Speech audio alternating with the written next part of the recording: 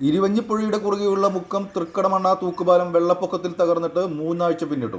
കഴിഞ്ഞ മാസമുണ്ടായ കനത്ത മഴയിലും വെള്ളപ്പൊക്കത്തിലുമാണ് പാലം തകർന്നത്.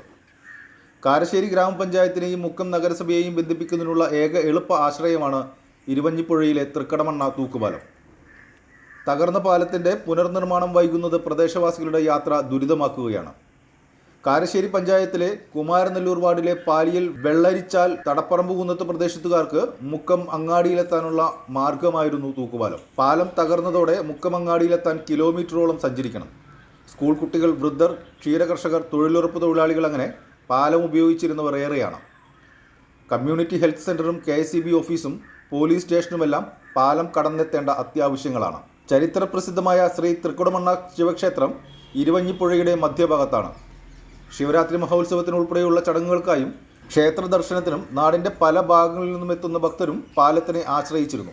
കാലങ്ങളായി പ്രദേശവാസികളുടെ ആവശ്യമായിരുന്ന പാലം യാഥാർത്ഥ്യമാക്കിയത് 2009 കാരശ്ശേരി ഗ്രാമപഞ്ചായത്ത് ഭരണസമിതി മുൻകൈയെടുത്താണ് ഇത് യാഥാർത്ഥ്യമാക്കിയത്. എന്നാൽ യഥാസമയം അറ്റകുറ്റപ്പണികൾ നടന്നിരുന്നില്ല. വാർഡ് മെമ്പർമാർ ഇതിനായി ഭരണസമിതിയിൽ നിരന്തരം ആവശ്യമുന്നയിച്ചിരുന്നെങ്കിലും നടപടി ഉണ്ടായില്ലെന്നാണ് പറയുന്നത്. എന്നാൽ 2016 മാത്രമാണ് ഭരണസമിതി മെയിൻ്റനൻസിന് പണം വകയിരുത്തിയത്.